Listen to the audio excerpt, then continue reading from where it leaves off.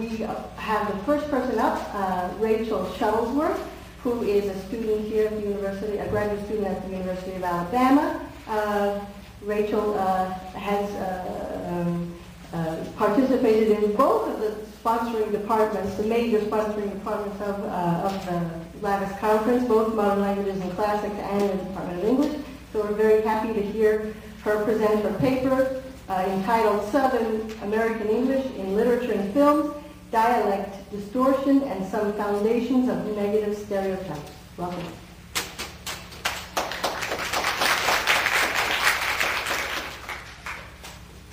Good afternoon and thank you for coming. There should be some handouts moving throughout the room.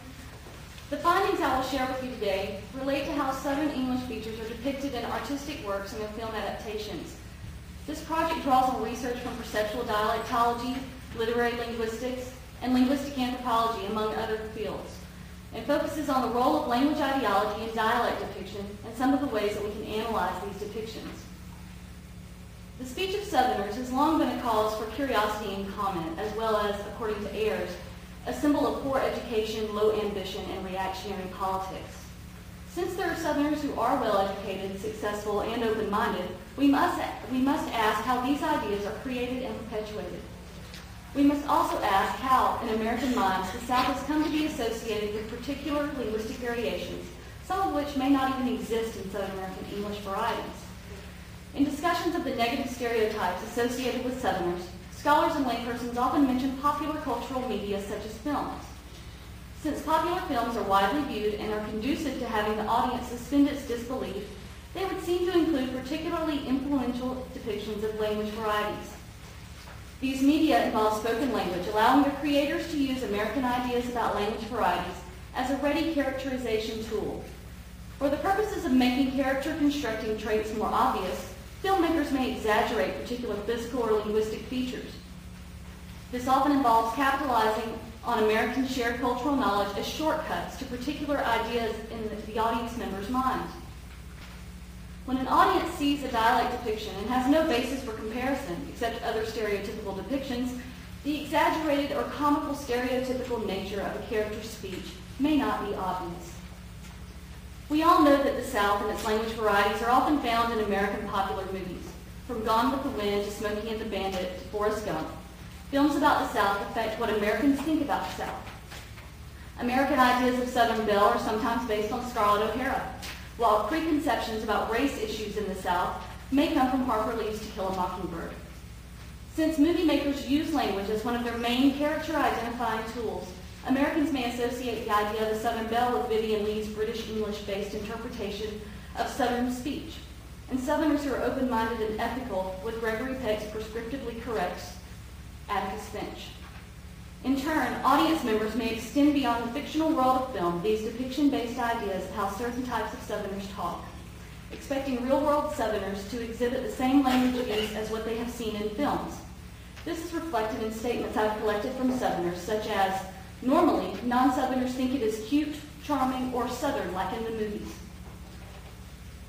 Non-Southerners are usually just surprised that I don't sound like the typical Southerner in the movies. Since at least some American ideas of Southern identity and language use are based in popular film depictions of Southerners, we must examine the construction of these depictions and try to find new ways to study them. One possible way to analyze these depictions, and what I'll focus on today, comes out of linguistic anthropology from the research of Judith Irvine and Susan Gaub. The framework involves examining how linguistic varieties are ideologically differentiated and involves three language ideological processes: iconization, recursivity, and erasure. Through iconization, a particular linguistic feature is thought to be inherently linked to a group of speakers or a particular social characteristic. An implicational relationship is established where the use of a particular linguistic form supposedly identifies a speaker's group, and conversely, association with a particular group entails the assumption of the use of the linguistic form. This process involves attributing cause and necessity to a relationship that instead may be an arbitrary convention or a historical accident. In U.S. English language ideologies, an example is the iconized connection between African American English and the pronunciation variation axe.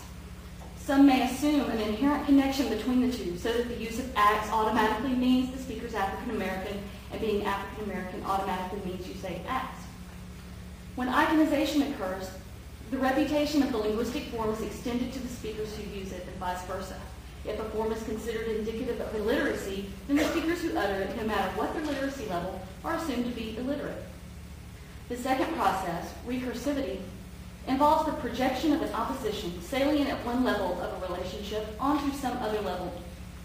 Recursivity allows speakers to dichotomize subtle distinctions, categorizing shades of gray into black and white. Recursivity also involves taking an ideological division that exists in one's mind and imposing it upon a situation where it does not necessarily apply. A non-linguistic example comes again from race-based considerations, from U.S. racial categorization ideologies. In some communities, individuals are classified as black or white with no intermediary possibilities. When one assumes that the same types of binary opposition and ideological categorization exist elsewhere in other communities, recursivity has occurred. The third process is called erasure. In this process, anything incongruent with the imagined reality is deleted or ignored. For instance, a social group or language may be imagined as homogeneous, its internal variation disregarded or explained away, as often happens to Southern English. Erasure effectively creates an overly simplistic caricature of the language and its speakers, so that immense amounts of intergroup variation and individual nuances are not perceived. These three processes do not often function in isolation, but instead work together to create a language ideology where linguistic differentiation is envisioned in a simplified and dichotomized manner, free from the complicated nuances found in actual language usage. So far in my research, I'm not necessarily looking at the truly derogatory depictions of Southerners in films of the type mentioned by Molly Ivins in American Tongues. That'll come later.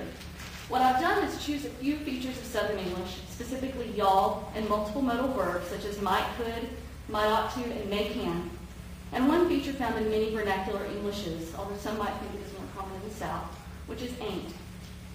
I've looked at occurrences of these forms in several novels and plays written by Southerners or about Southerners, including A Time to Kill by John Grisham, The Color Purple by Alice Walker, Driving Miss Daisy by Alfred Ury, Fried Green Tomatoes at the Whistle Stop Cafe by Fanny Flagg, and Midnight in the Garden of Good and Evil by the only non-Southerner we're talking about today, John Brandt.